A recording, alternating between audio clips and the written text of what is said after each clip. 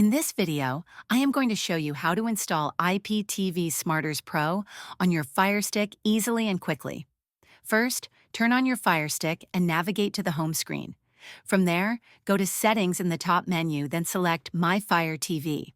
Next, click on Developer Options and ensure that Apps from Unknown Sources is turned on.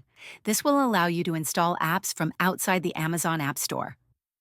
Now return to the home screen and use the search function to find the Downloader app. Install the Downloader app, then open it.